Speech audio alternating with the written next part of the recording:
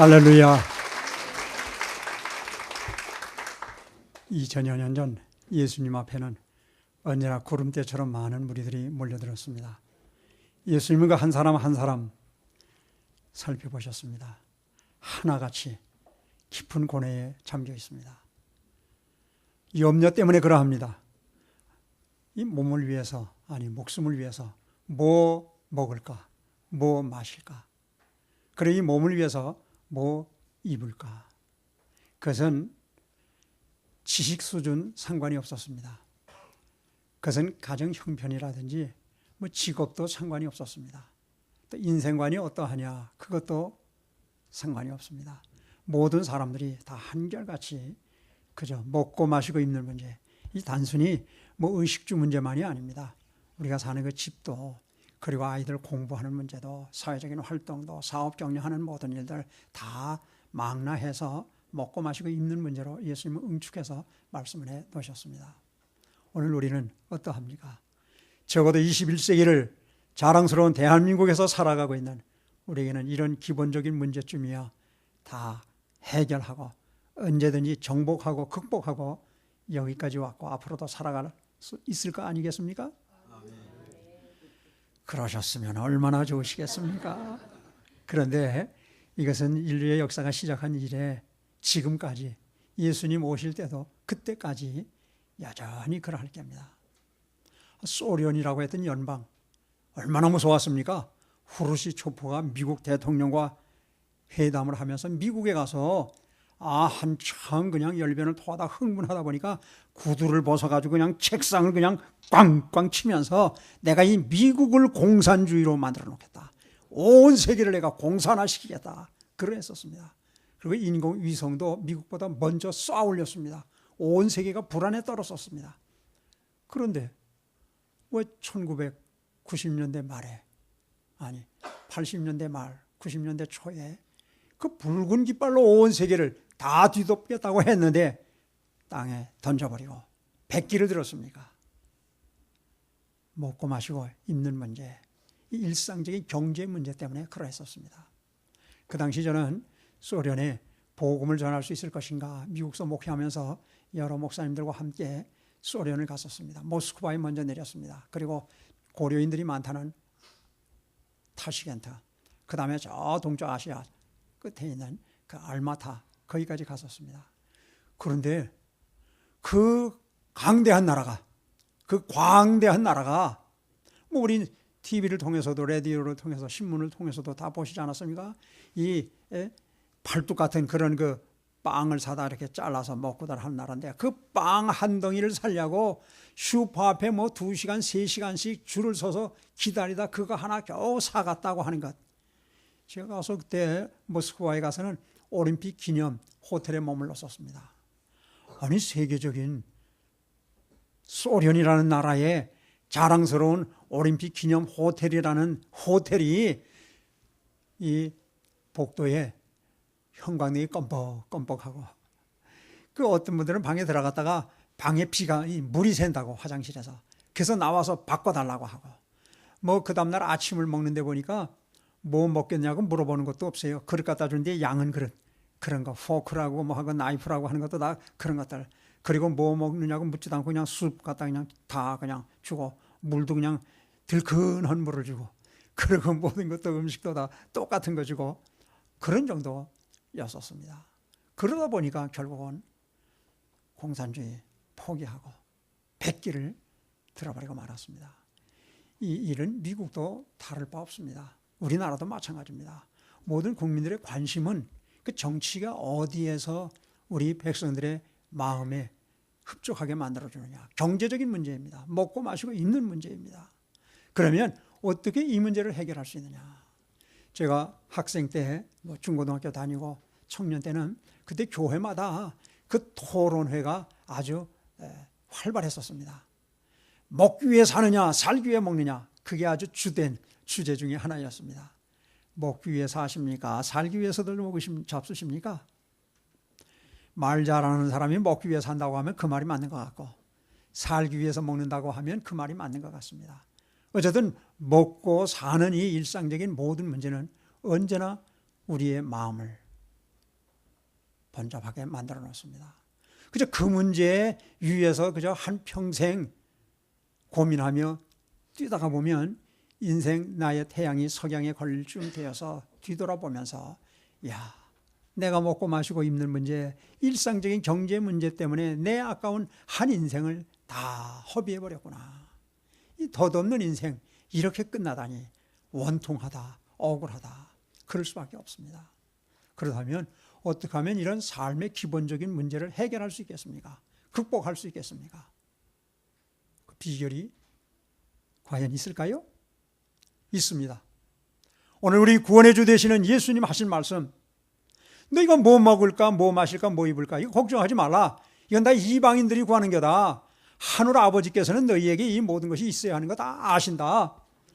공중 새들 봐라. 뭐 씨를 심든 걷어들이든 창고에 모아들이든 그렇지 않아도 다 먹을 것 주셔. 들에 핀 백합 봐봐. 솔로몬의 영화로도 그 입은 옷이 이 들에 핀 백합 하나만 갖지 못하지 않았느냐? 그런데 왜 걱정하느냐? 그런즉 너희는 먼저 그의 나라와 그의 의를 구해라. 그러면 이 모든 것을 너희에게 더해주리라. 그 믿음 위에 덧붙여서 보너스로 다른 우리에게 필요한 모든 것들은 다 공급해 주신다는 약속의 말씀입니다. 사실일까요? 신뢰가 갑니까? 역시 찬양대원들 믿음 좋습니다. 아멘 아멘 하시니? 예, 그렇습니다. 먼저 그의 나라와 의를 구하면 하나님께서 그 밖에 우리에게 필요한 모든 것들을 다 보장해 주십니다. 그 인류 역사 속에서 그 증명할 수가 있겠습니까? 1620년 그때 영국의 기득권을 가지고 살던 사람들, 하나님을 믿는 믿음 안에서만 살고자 했는데 그 국교회, 앵글리칸 처치 그 성공회, 그것만 믿으라고 하고 정부가 모든 것을 다 통제하게 됩니다. 아니 이 하나님의 생명의 말씀, 살아있는 말씀, 이 말씀대로 우리가 믿음 생활을 해야 되는데 정부가 우리의 신앙까지를 다 통제하다 보니까 신앙의 자유를 얻고 싶었습니다. 이 하나님의 말씀대로 마음껏 하나님을 영화롭게 해드리고 싶은 마음을 가졌던 청교도들, 그들이 메이플라워라고 하는 조그만 배를 준비했습니다. 그리고 102명이 망망한 파도치는 대서양을 건너서 미국 땅에 갔습니다. 그들은 가면서 아침만 되면 갑판에서 종을 땡그당 쳤습니다. 그러면 아이고 어른이고 노인이고 다 갑판 위로 올라갔습니다. 거기서 뭐 했을까요? 하나님께 찬송하고 하나님께 기도하고 그리고 성경을 가르쳐주고 배우면서 우리가 저 아메리카 대륙에 가면 이상적인 나라, 하나님만 섬기는 나라 만들자. 그런 마음을 다짐하면서 저들이 열심히 하나님의 말씀을 배웠습니다. 도착하자마자 살집 짓지 않았어요. 먼저 예배당 지었어요. 그리고 하나님께 먼저 예배를 드렸어요. 그리고 성경학교를 만들었어요. 지금 세계적인 명문, 미국만이 아니라 세계를 리드할 수 있는 브레인들을 양성하는 대학 중에 명문대학, 손꼽으라 하면 하버드 대학, 예일 대학, 프린스턴 대학, 이 모든 대학들이 성경학교였어요. 그리고 목회자를 양성하기 위한 신학교에서 시작이 된 거예요. 그러면서 여러 가지 하나님이 창조하신 이 아름다운 이 지구의 모든 것을 탐구하고 그리고 발전시키는 그런 일을 위해서 여러 가지 학문 분야가 세분화되어졌었어요. 지금 뭐 미국의 국립대학, 이 주립대학입니다만은 얼마나 많이 있습니까? 각 주마다.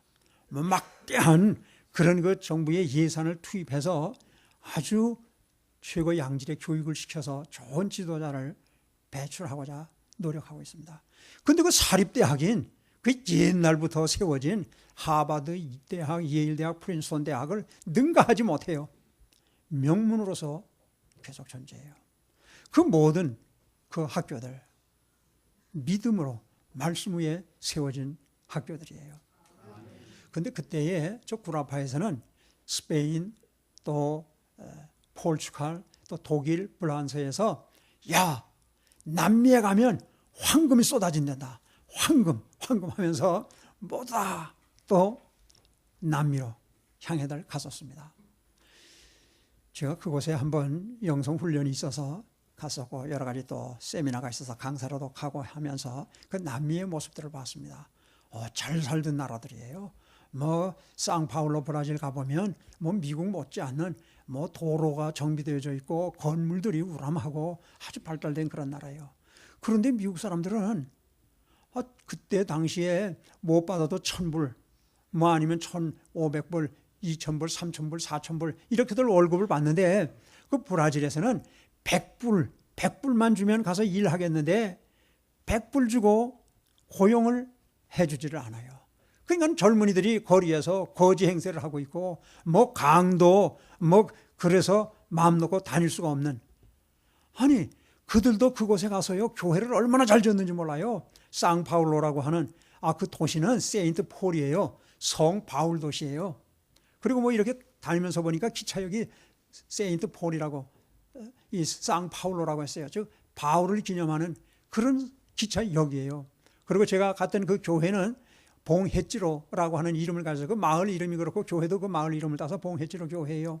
그 뜻이 뭐냐고 물어봤더니 이게 신앙적인 그런 의미에서의 지은 그런 교회였어요.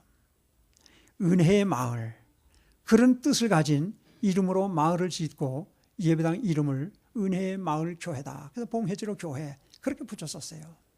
아니 교회가 사방에 있고 얼마나 교회를 아름답게 잘 지었는지 몰라요. 근데 한쪽은 그렇게 발전했는데 한쪽은 왜 그렇게 낙후되어서 젊은이들이 직장을 찾지 못해서 그렇게, 그리고 그 아름다웠던 그것은 하나의 그저 유적처럼 역사적인 그런 하나의 흔적으로만 그들에게 영향을 미치고 있는 것일까? 시작이 달랐어요.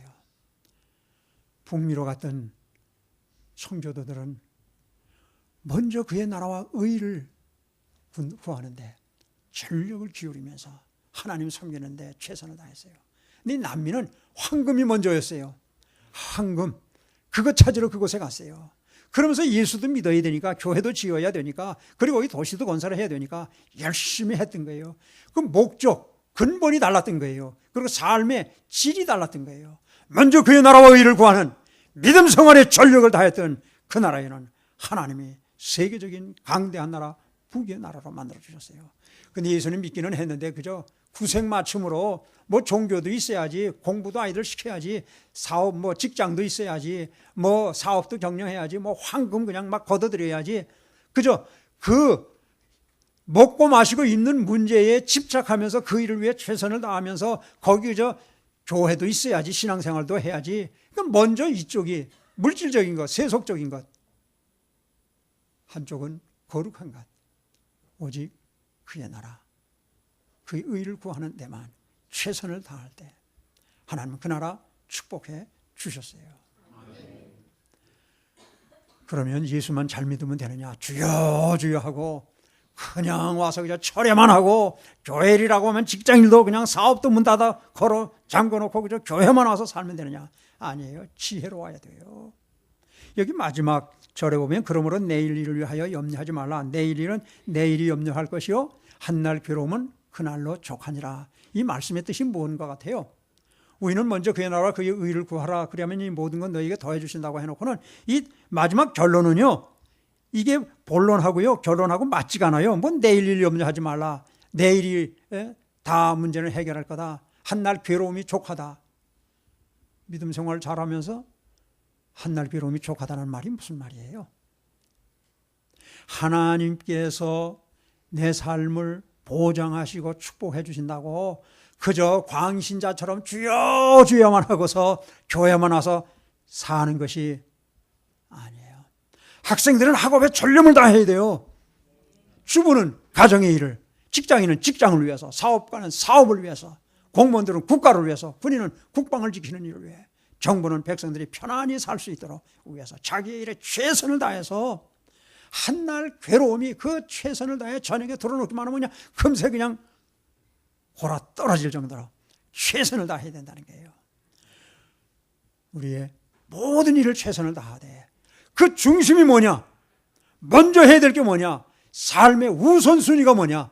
먼저 믿음 생활, 먼저 그의 나라와 그의 의를 구하는 바로 그 일에 최선을 다해 나가면서 그 밖에 우리의 육신적인 모든 일에 전념해 나가게 된다면 하나님 모든 것을 보장해 주신다는 약속의 말씀이에요. 그런데 그런 줄만 알고 신앙생활하다가 또 낙심할 때 있어요. 시험 들 때가 있어요. 꼭 그렇지 않거든요. 또 살아보면 몇 명이 대서양을 건너서 영국에서 미국 땅에 왔다고 그랬죠? 예, 100명. 그랬는데요, 오다가 풍랑 만나고 험한 바다 대서양을 건너면서 그리고 첫 해를 지나면서 102명 중에 52명이 세상을 떠났어요. 어린아이들 중에서, 그리고 노약자들 중에서. 아니, 하나님이 축복해 주시고 먼저 그의 나라와 의를 구하기 위해 기득권을 다 포기해 놓고 그리고 미지의 땅을 향해서 미국에 와서 생활하는데, 아니 그것만 아니에요. 첫 해가 얼마나 추웠는지 몰라요. 그의 나라와 의를 구하기 위해서 출발한, 그리고 당도한 땅이면 다른 해 겨울엔 추워도 괜찮았어요. 근데 청교도들이 도착한 그 해 겨울은 따뜻했어야 되잖아요. 그래야 모든 걸 주관하시는 하나님 아니시겠어요. 근데 그는 첫 해에 얼마나 추웠는지 몰라요. 그뿐만이 아니에요. 인디언들이 습격을 해오는 거예요. 왜 우리 평화롭게 여기 우리끼리 잘 살고 있는데 왜 어디서 뭐 코가 오뚝하고 말이야, 그냥 눈이 쏙 들어가고 말이야, 시퍼렇고 말이지, 머리는 노란, 이 코쟁이들이 와서 키는 또 장대같이 큰데 왜 우리 사는 보금자리를 왜 와서 헐어버리느냐 하고 막 그냥 습격을 해오는 거예요. 또 가지고 왔던 양식이 다 떨어져 버린 거예요. 그러니 먹을 거 없지, 날씨는 춥지, 인디안들은 습격하지. 그러다 보니까 노인네들 중에, 아이들 중에 반 이상이 첫 해를 넘기지 못하고 세상을 떠났어요. 보통 같으면 예수 믿어봐야 소용없어, 우리가 속았어, 잘못 알고 우리가 여기까지 왔어. 아니요. 그럼에도 불구하고 먼저 그의 나라와 의를 구하는 그 생활 흐트러지지 않았어요. 최선 다했어요. 우리 믿기만 잘하면 그냥 처음부터 그래 알았다 하나님이 모든 거 다 보장해 주시고 모든 거 다 채워주시고, 그런 하나님이면 누가 예수 안 믿어요? 누가 교회 열심히 안 다녀요? 이건 성경적이에요. 창세기 12장 보면 하나님이 미지의 인물 아브라함을 부르셨어요. 그리고 너는 본토 친척 아비 집을 떠나 내가 네게 지시하는 땅으로 가라. 그러면 내가 너로 큰 민족을 이루고 네 이름을 장대케 하리니 넌 복의 근원이 될 거다. 너 축복하는 자 내가 축복해주고 너 저주하는 자 내가 저주할 거다. 그래서 아브라함이, 그때는 아브람이었죠. 그 자기가 살던 땅이 어디에 이라크 저 끝에 있는 그곳에서 시작을 해서 하란으로 왔어요. 하란에서 아버님이 돌아가셔서 거기 무덤도 만들어놨어요. 갈대아 우르에서 하란으로 왔어요. 제가 그 하란은 가봤었어요. 끝없는 비옥한 농경지가 펼쳐져 있어요. 그런데 거기서 살라고 믿음 생활 잘해라, 나 잘 섬겨라 그러셨으면 얼마나 좋았어요. 근데 그냥 떠나라, 어딘지도 몰라요. 근데 무조건 떠나라 하시니까 무조건 그냥 순종한 거예요. 어디로 가는지도 모르고. 그런데 도착해 보니까 요단강 건너서 거기 그 땅, 그게 젖과 꿀이 흐르는 땅이라는데 뭐 다녀오신 분들 많이들 계실 거예요. 전 그곳에 처음 82년도에 가보고는 도대체 하나님 젖과 꿀이 흐른다는데 여기 젖과 꿀이 어디 흐릅니까? 맨 사막이에요. 그냥 황야, 유다 광야. 예루살렘 그쪽에 있잖아요. 그 젖과 꿀이 흐르는 땅은 조금밖에 안 돼요. 반도 채 안 되는 그런 땅이었어요. 그런데 거기 보내놓으셨다고요. 그런데 그 첫 해에 말이죠, 날씨 좋게 해주셨어야 되잖아요. 다른 때는 뭐 비가 많이 온다든지 뭐 비가 안 온다든지 해서 여러 가지 농사 짓고 가축 사육하면서 살아가기가 어렵다 해도 그곳에 갈 바 알지 못하고 하나님이 지시하셔서 그냥 무조건 와보니까 그 땅이었으면 농사 짓기 좋고 가축 사육하기 좋고 사람 살기 좋은 기후 조건 만들어주셨잖아요. 근데 성경 보면 어땠어요? 가뭄이 들었어요. 오자마자.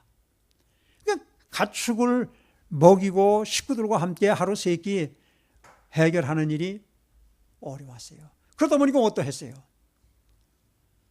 저 애굽 나일강변 비옥한 농경지 있는 그곳에 가면 내가 우리 모든 가족들 그리고 가축들을 먹여 살릴 수 있을 거다.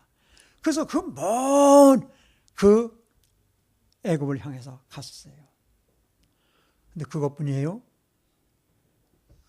이 아름다운 아내 때문에 이게 타향에 와서 사는 이 자체만 해도 위협을 느꼈는데 강대한 애굽 바로왕이 다스리는 나라에 갔다가 우리 집사람 미모를 보고 왕의 마음이 빼앗기면 나는 내 안에 왕이 데려가려고 나를 죽여버리지 않을까, 이런 불안의식이 있었어요.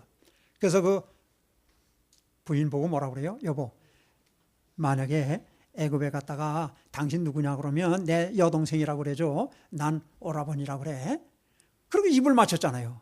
그런데 혹시나가 역시나가 됐다고 바로 왕의 소식이 들어갔어요. 당장 오라고 그래서 그 부인을 빼앗겼잖아요. 아니, 하나님이 함께 하시는 거예요? 하나님이 이사 가라고 너 무조건 떠나라고 해서 떠나셨는데 하나님이 보장해 주세요? 하나님 무책임한 분이에요. 그렇지만은 아브라함 낙심하지 않았어요. 그럼에도 불구하고 하나님은 전폭적으로 의지했어요. 그때 하나님이 사라를 보호해 주셨어요. 그리고 다시 품에 안길 수 있는, 그뿐만이 아니에요. 소, 양, 약대, 모든 짐승들에다가 그거 사육할 수 있는 일꾼들까지, 하인들까지 붙여서 다시 돌려 보내주는 그는 은혜를 힘입었어요. 우리가 하나님 뜻대로 산다고 모든 일이 다 형통하고 금세 모든 것이 기적처럼 운명이 바뀌어진다고 하면 그렇지 않아요. 우리를 달아보세요. 과연 내가 먼저 그의 나라와 의를 구하는 믿음 생활을 우선했느냐? 근심 걱정 많아서 그저 직장인이다, 사업이다, 가정인이다, 아이 교육이다. 요즘 같은 때는 야, 수능고사 며칠 남지 않았는데 오늘은 너 이놈아 집에서 공부나 해. 뭘 너 교회 온다고 그래? 아니에요. 수능고사보다 중요한 건 믿음 생활이에요. 하나님이 지혜를 주셔야 돼요. 하나님이 그가 공부한 모든 것들이 다시 생각나고 어려운 문제를 풀 수 있는 창의력이 이 머리에서 움직여져야 성적 받는 거지, 수능고사가 배운 대로만 나와요 어디? 먼저 그의 나라와 그의 의를 구할 때 어려운 일을 당할 수 있어요. 그러나 그럼에도 불구하고 매일매일 삶이 피곤할 정도로 최선을 다하면서 먼저 그의 나라와 의를 구하며 믿음 생활할 때 우리에게 필요한 모든 것을 거기에 덧붙여서 보너스처럼 주시는 것이 역사의 주인 되시는 하나님의 섭리인 줄 알고 신앙생활하는 우리 모두 되어야 할게요. 그럼 먼저 그의 나라와 의를 구하며 사는 사람, 어떻게 사는 사람이에요? 삶의 인생의 목적이 뭔 줄 알아야 돼요. 왜 삽니까? 먹기 위해 삽니까? 살기 위해 먹습니까? 출세하려고 삽니까? 성공하려고 삽니까? 인기, 내 몸에 다 집중되게 하기 위해서 살아가는 겁니까? 그러면 행복할 것 같죠? 벌써 오래전이 한 20여 년 전이었던 것 같아요. 토요일 날 설교 준비하다가 이렇게 점심을 먹는데 TV, 한번 밥 먹으면서 이렇게 TV를 틀어봤어요. 그랬더니 마침 무엇이 나오느냐면 히말라야 산맥 8,000m가 남는 고봉을 14봉우리를 정복한 그분과 이렇게 아나운서와 대담을 해요. 제가 얼마나 눈이 번쩍 뜨이고 귀가 열렸는지 몰라요. 왜냐하면 흥미진진하기 때문에. 왜냐하면 바로 얼마 전에 제가 볼리비아에 우리 선교사를 파송했었기 때문에 그 볼리비아 선교 현지를 갔었어요. 근데 고참밤바라고 하는 곳이에요. 그런데 그곳에서 밤에 자다가 깜짝 놀라 깨도 놀라지 말라 그래요. 그래서 왜 그러냐 했더니 여긴 산소가 부족하기 때문에 자다가 이렇게서는 그냥 숨이 멈춰지는 경우가 있다고. 해발 몇 미터인데 그래요? 2,000m예요.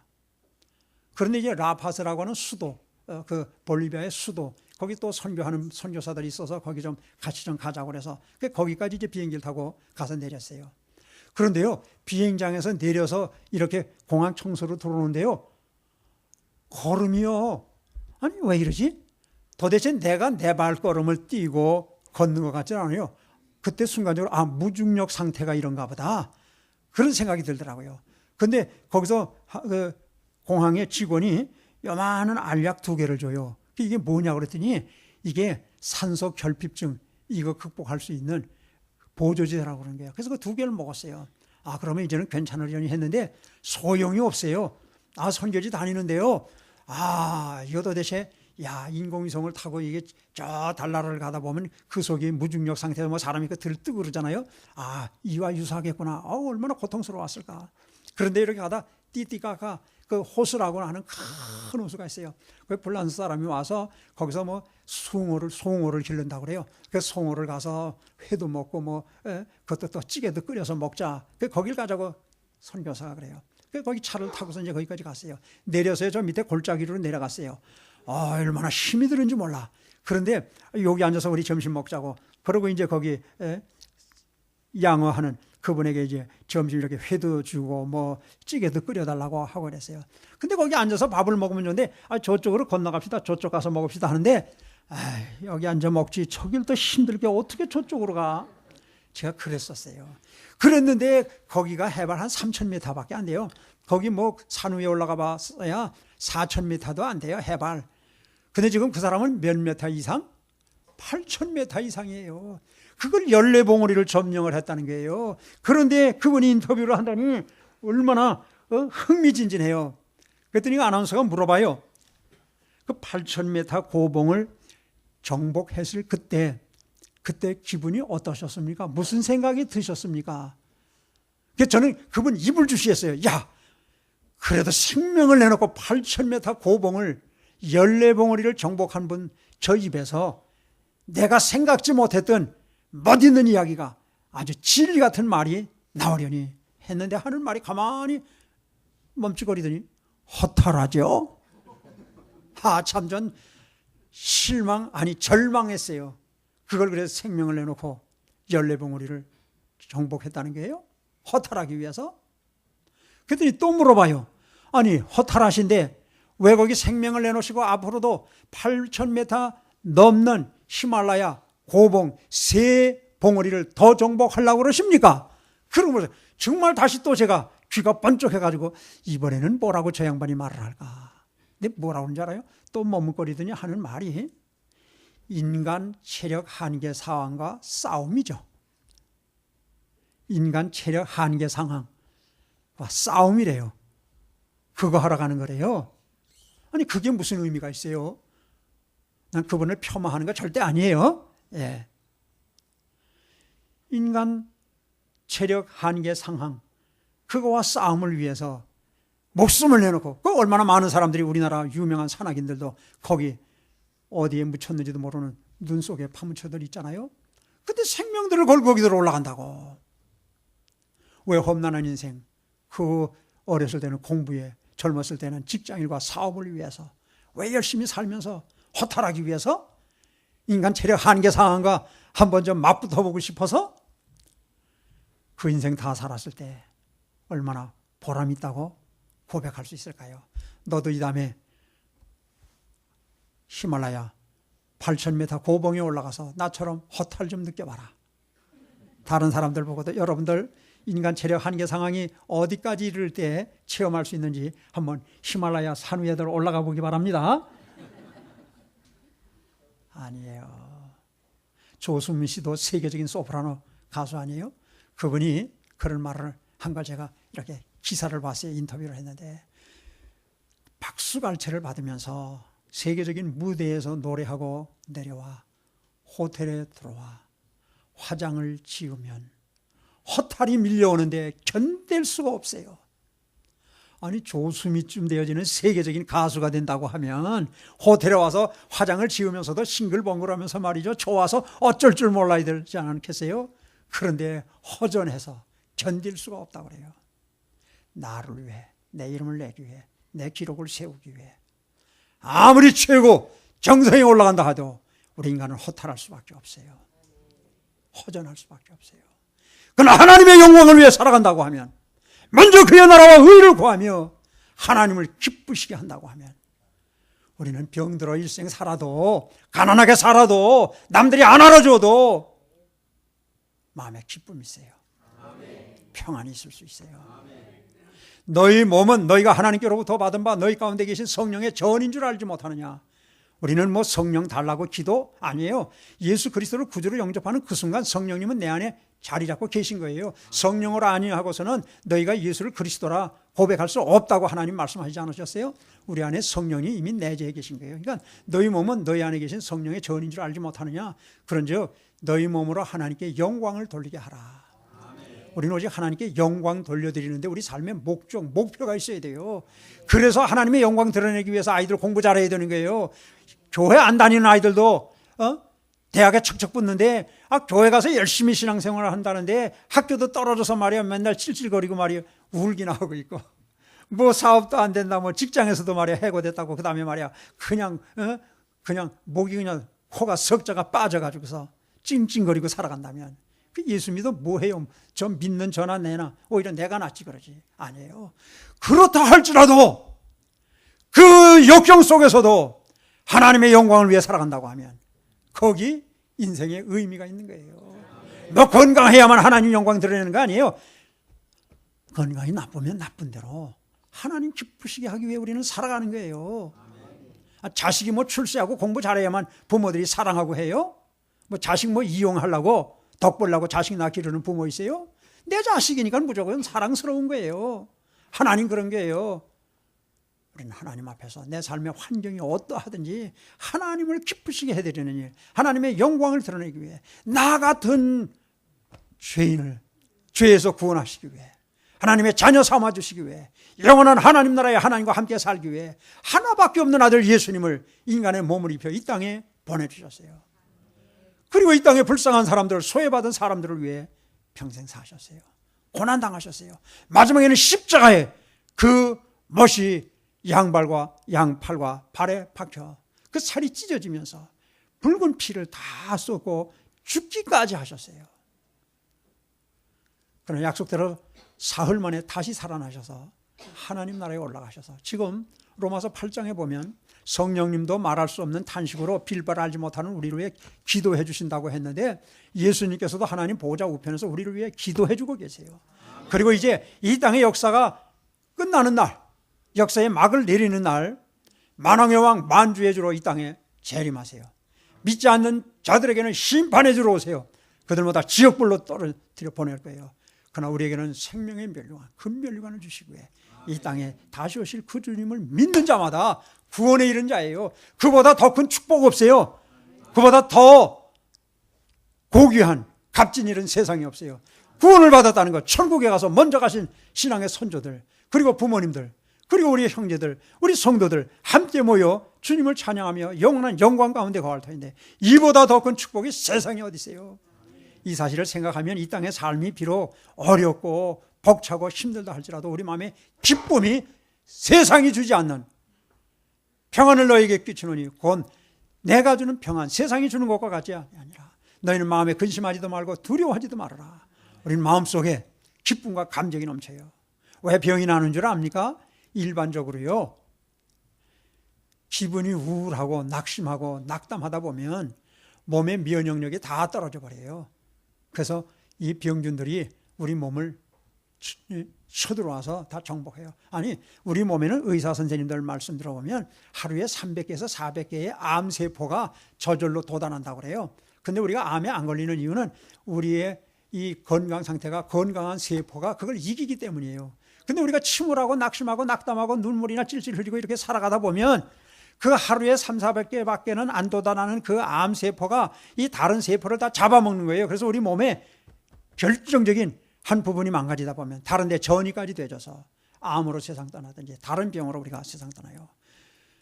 인생의 목적이 어디에 있는지 모를 때 그럴 수 있어요. 그러나 먼저 그의 나라와 의를 구하며 오직 하나님의 영광을 위해 살아갈 때 먹든지 마시든지 무슨 일을 하든지 살아도 주의 것이요 죽어도 주의 것이니 사나 죽으나 주의 것이로다 하며 하나님의 영광을 드러낼 때 우리 마음 기쁨이 있어요.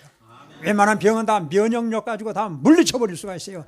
늘 기쁨과 보람된 삶을 살아갈 수 있어요. 이런 사람들은 언제나 이 하나님의 말씀을 소중히 여겨요. 그리고 이 하나님의 말씀을 중심에서 이 말씀대로 살고자 노력해요. 그가 하나님의 영광을 드러내는, 먼저 그의 나라와 그의 의를 구하며 살아가는 하나님의 사람들이 되어집니다. 이런 사람들은요, 교회를 사랑해요. 가정보다도 교회를 더 사랑해요. 직장보다 교회를 더 사랑해요. 이 세상 어떤 것보다도 교회를 더 사랑해요. 왜냐하면 여기 생명이 있어요. 우리에게 영원의 복락을 누릴 수 있는 하나님 나라의 영광의 면류관이 보장되어지는 바로 이것이 교회를 통해서. 그렇기 때문에 물론 가정 소중해요. 직장도 소중해요. 아이들 학교 소중해요. 그건 무가치하다는 건 절대 아니에요. 근데 그보다 소중한 게 뭐냐? 교회. 이 교회는 주님이 피로 값주고 사신 주님의 몸된 교회예요.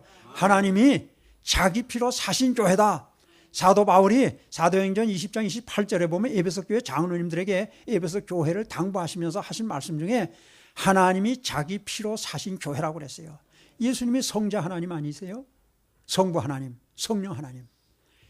하나님이 자기 피로 사신 이 교회, 이 교회를 통해 생명이 제공돼요. 그리고 이 교회가 그리스도의 몸이고 그리스도가 머리가 되세요. 그렇기 때문에 교회가 이 땅에서 가장 소중한 줄 알아야 돼요.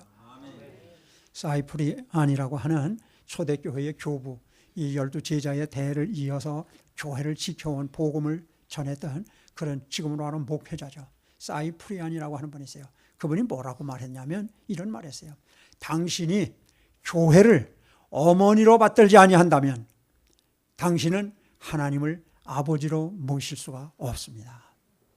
어머니는 뭐예요? 생명을 잉태해요. 그리고 나와서 양육하는 그분이 바로 어머니예요. 교회가 바로 그렇잖아요. 여기서 생명의 말씀이 전해지잖아요. 말씀 우리 목사님께로부터 들어서 우리가 풍성한 생명을 누릴 수 있게 되어지잖아요. 교회, 이 어머니란 어떤 존재이냐. 알베르트 까뮤라고 하는 분, 불란서 사람이에요. 그분은 노벨 문학상을 받은 그 이방인, 우리 모두가 다 알고 있는 그의 대표적 저작 아니겠어요? 근데 그분은요, 참 불행한 가정에서 태어났어요. 태어난 지 한 달밖에 안 됐는데 그때가 세계 제1차 대전 때였어요. 아버지가 그 피덩이 한 달밖에 안 된 아들을 두고는 그냥 세상 떠났어요. 근데 어머니 그때쯤 돼서 이 청각을 잃었어요. 벙어리가 됐어요. 그러니까 말을 못해요. 그뿐만 아니라 아들은 세계적인 지성인인데 최고의 지성인이었는데 이 어머니는 공부할 기회가 없었어요. 무학이었어요.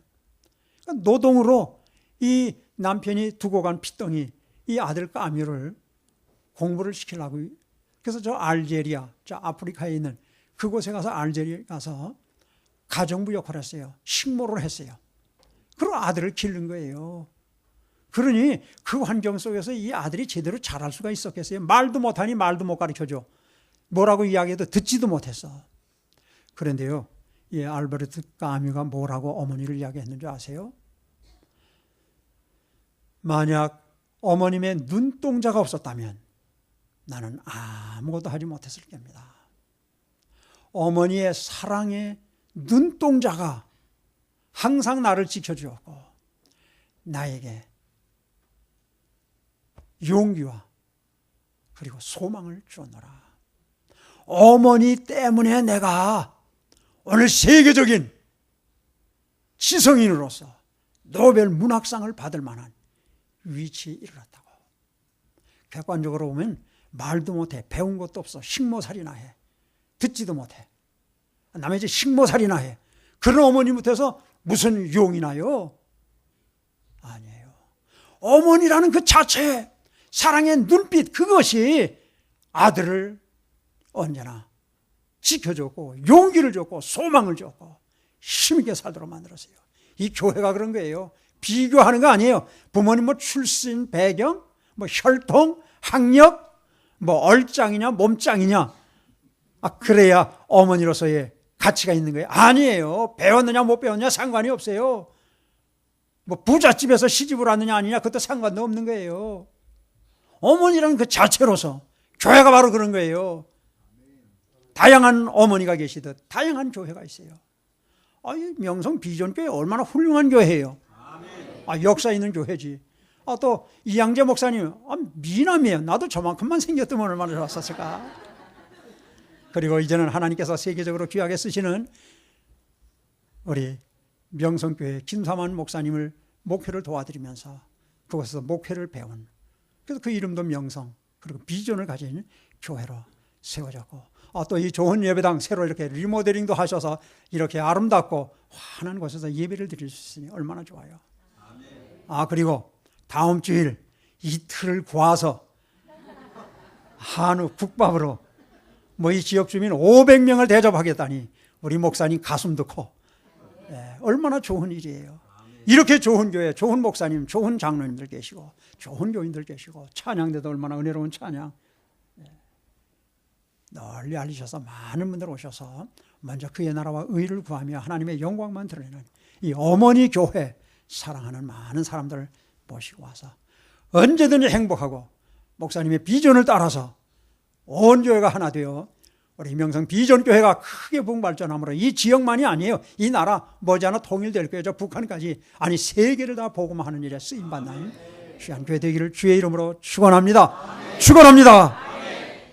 전능하신 아버지 하나님, 감사함을 드립니다. 명성 비전교회를 이곳에 세워주시고 이양재 목사님을 모시고 존경스러운 장로님들을 모시고 재직들 그리고 온 교회가 하나 되어 아버지께 경배드리게 해주시오니 만만 감사함을 드립니다. 어머니 교회인 줄 기억하며 어머니처럼 소중히 여기는 우리 명성 비전교회 모든 성도들 되게 하여 주시옵시고 먼저 그의 나라와 의만 구함이로 오직 하나님의 영광을 위해 살아감으로 우리에게 필요한 모든 것들을 축복으로 받는 복된 성도들 되게 하여 주옵시고 명성 비전교회 되게 하여 주시옵소서. 우리 구원의 주 예수 그리스도의 이름으로 기도드리옵나이다. 아멘.